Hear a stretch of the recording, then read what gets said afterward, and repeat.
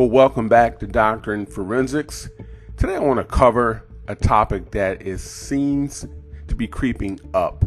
It will be almost a year since we entered the Chinese-induced pandemic. And there's some fallout that has to do with money. And over the last couple of weeks, I've been digging down to find out what exactly has been going on with so many churches and pastors that took PPP loans. One of the clips that I used in one of my last videos was of Joel Osteen, who in Houston took in $4.4 million in a PPP loan. And it piqued my interest. And of course, if you seek, you will find. So I want to thank the people over at the evangelical dark web. They actually put together this article, so let me give full credit to them. Exclusive. These pastors and churches took millions in PPP loans. So I'm going to add my favorite question to that. Why? We're going to get into this in just a second.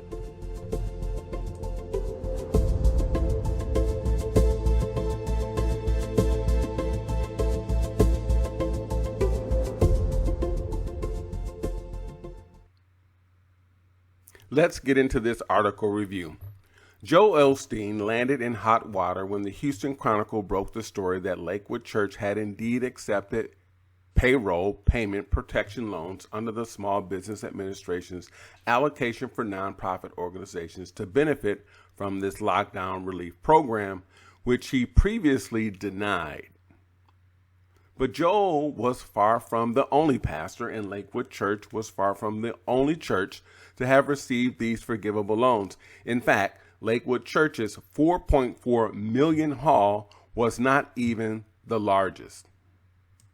If you're like me, you might be asking a question before we even get into this. Should a church actually accept any type of loan, let alone a forgivable loan, from the federal government? What does the Bible have to say about this? And we'll certainly get into what the Word of God says about this in just a second. Let's continue. The dark evangelical web analyzed the data released by the Small Business Administration of all organizations that were approved of loan amounts greater than $150,000. We searched and selected several prominent evangelical organizations found to have been granted a loan. Catholic dioceses and mainline denominations are excluded from these findings. How convenient. It is possible that some of these churches under non-denominational are affiliated organizationally or ideologically with established denominations. The exact loan amounts were not disclosed in the SBA metadata. The selected examples are not exhaustive, but they're meant to contain the largest churches and America's most influential pastors, particularly those who are in and represent Big EVA. Now, Big EVA is called Big Evangelical Churches and Organizations. Let's continue.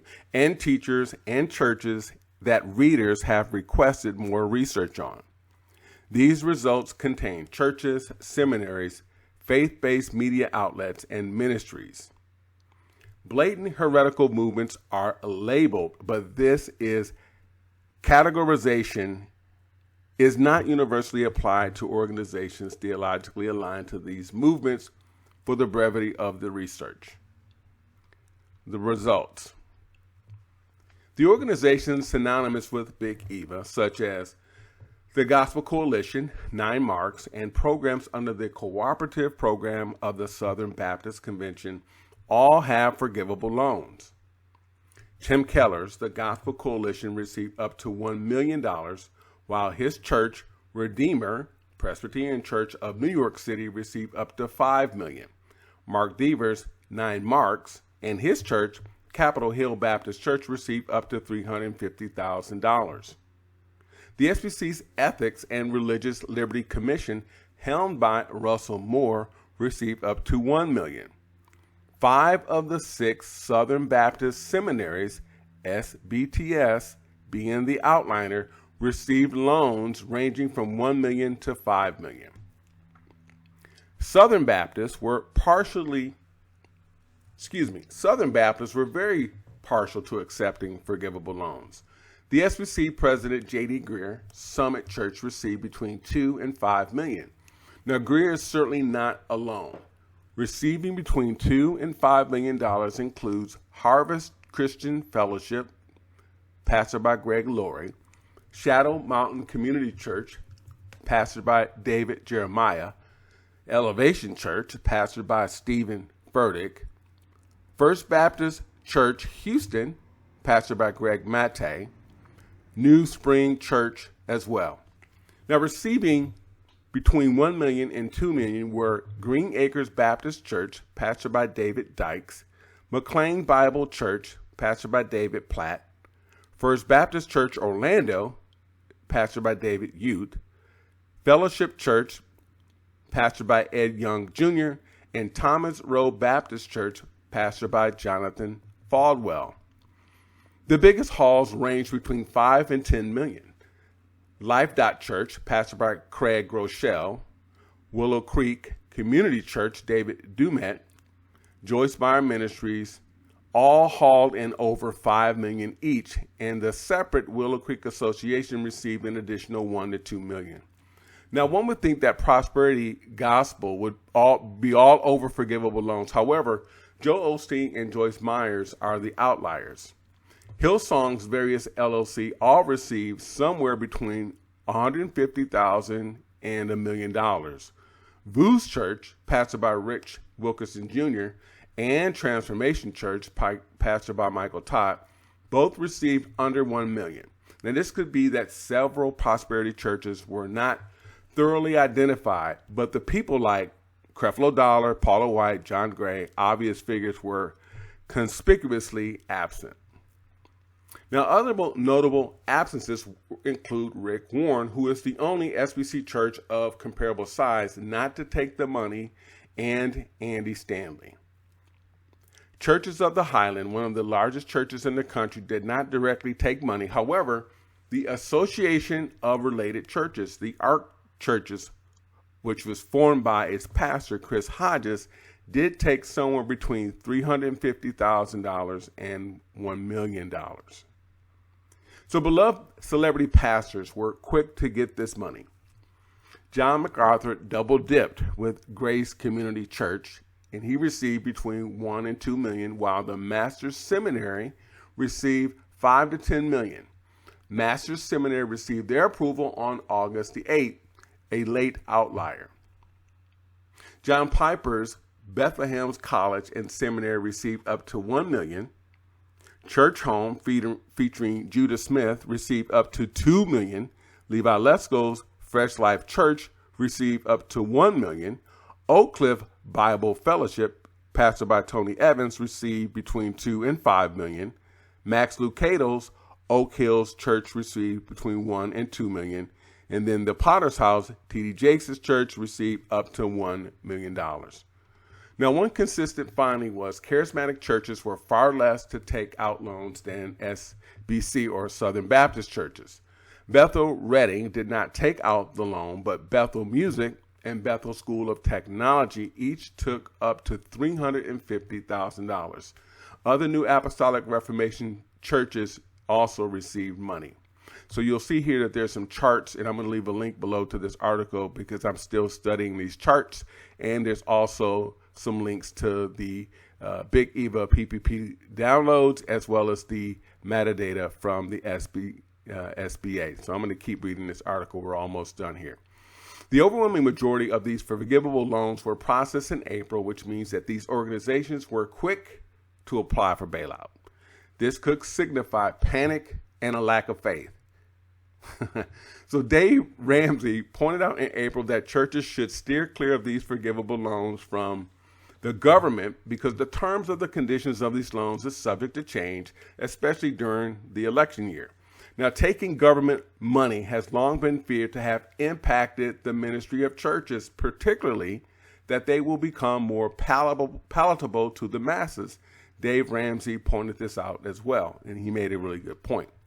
Now, very few influential churches, seminaries, and pastors have pushed back on lockdowns. Have you noticed that? I noticed that all last year. They haven't pushed back on critical race theory, and almost all are not gathering for in-person worship or have severely restricted it. John MacArthur is an outlier in this regard, but he has changed position on the issue in August. Perhaps the American Family Association and the Christian Post are the other notable exceptions to this observation. However, most churches listed here have peddled panic porn. The Gospel Coalition, 9 Marks, and Christianity Today peddled panic porn as well. David Platt organized a pseudo Black Lives Matter while keeping his church shut down. J.D. Greear announced no in-person gatherings indefinitely, and the ERLC has been nowhere defending religious liberty. It is also clear that churches did not consider taking this money to be a substantial hit on their witness. Now, should these loans end up being forgiven, they will essentially be a taxpayer bailout for churches who chose to lock down. Should churches fail to qualify for forgiveness, their congregants will be strapped with the debt. It is conceivable that churches are maintaining their docile nature because they want to qualify to get more bailouts in the future, or that if not abiding by lockdowns could disqualify their loan forgiveness. To those of you who need clarity as to why this is so wrong, I'm going to actually argue both sides of the coin. Firstly, let me say, taking money from the government is like taking money from the hand of Satan, straight up. There is no two ways about that. And a few months ago, we did a video series called The Johnson Amendment Act, Tragic Truth and Rotten Fruit. It was a 2-part series where we talked about churches that were taking advantage of their nonprofit status. So here we are, having churches taking money from the same entity that's allowing them to not pay any taxes. And the best way to answer this is to talk to you about what the Synoptic Gospels have to say, what Matthew said, what Mark said, and what Luke said in a particular exchange Jesus had with Pharisees. Master, we know that thou art true, and carest for no man, for thou regardest not the person of men, but teachest the way of God in truth. Is it lawful to give tribute to Caesar, or not? Shall we give, or shall we not? Why tempt ye me, ye hypocrites? Show me the tribute money. Whose is this image and superscription? Caesar's. Render therefore unto Caesar the things which are Caesar's, and unto God the things that are God's.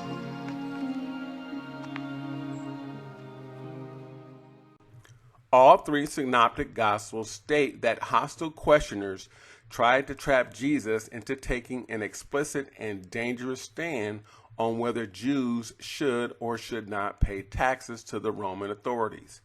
The accounts in Matthew chapter 22, verse 15 through 22, and Mark chapter 12, verses 13 to 17, say that the questioners were Pharisees and Herodians, while Luke chapter 20, verses 20 through 26, says only that they were spies sent by teachers of the law and the chief priests. So they anticipated that Jesus would oppose the tax, as their purpose was to hand him over to the power and the authority of the governor. The governor was Pilate. Now, he was a man responsible for the collecting of taxes in Roman Judea.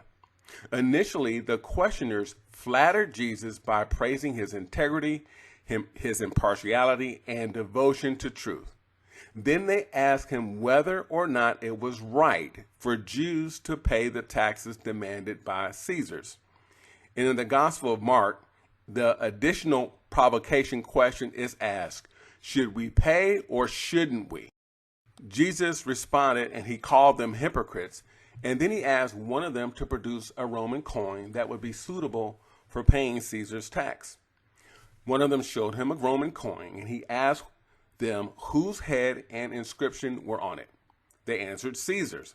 And he responded, Render therefore unto Caesar the things which are Caesar's, and unto God the things that are God. The questioners were impressed. In fact, Matthew 22:22 states that they marveled because they were unable to trap him any further. And being satisfied with the answer, they went away. And we wonder why churches are so ineffective today. On one side of the coin, they've already taken advantage of the tax abatement situation through 501c3s. And now, as of late, you have them actually taking money from the same governmental organization that is giving them tax abatement. This is entrapment. This is to make every church beholden to the hand of government. And that should scare everybody. So we're going to enter opinion land. The churches of today, they do have one thing right. The Bible does say, do not forsake the assembling of yourselves. But so much of what they're doing right now flies against all biblical truth.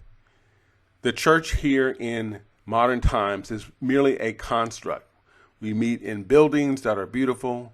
Some of them have mortgages, and they're all being paid for from the people that the church is supposed to be serving.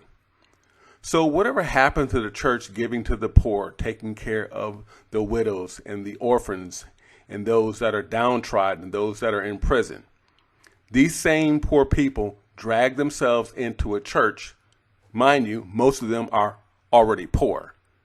And the church takes from them, but never gives back to them. Well, it's because the system and the master that they're beholden to will never allow that. And since we're still here in opinion land, at the outset of the pandemic, wouldn't you think that the churches as a whole would have had a lot of faith and continue to try to operate and not make such an issue of their bottom line? Oh, I keep forgetting these places and people, they're not churches. They run them as businesses. There's no mandate in the scripture where a pastor or a teacher or leader has to have some financially indebted building or edifice where they're supposed to meet. In fact, when you study the first church and read the book of Acts in detail, the church of God was built house to house, person to person, place to place. Yes, they did go to temple, but as we see from the life of Jesus, every time he went to the temple, nothing good happened. They tried to kill him, and the same thing happened to many of his apostles and disciples. Before we exit opinion land, let's consider this thought. Can you imagine the first church having this conversation with the leadership and the government and the Roman dictator's day? Pilate, I'm having a situation. Well, you know, there's been a plague in the land here, and we're struggling at our temple, and we need, a couple 100,000 denarius just so we can get by. Because, there's been a pandemic and there's been a plague, and we just got to keep meeting, and we want to have you assist us in that. Or, thank you, Pilate. We're just so excited that you're willing to give us this money and help us to move along in our ministries. Said no one. Ask yourself this question. Would Jesus have taken a PPP loan? No. Ask yourself another question. Does God even like the Western church? We did a video about it. There's no indication that God has any love or desire or respect for anything that is going on in the Western church, particularly here in America. It's very disgraceful. Ladies and gentlemen, please leave your thoughts below, but I have one parting thought here. Is it really a PPP loan, or is it just nothing more than hush money? You decide. I'm sure you guys have all heard the expression, don't bite the hand that feeds you. Let me tell you what the government's thinking right now regarding the church. Good boy, church. Good boy.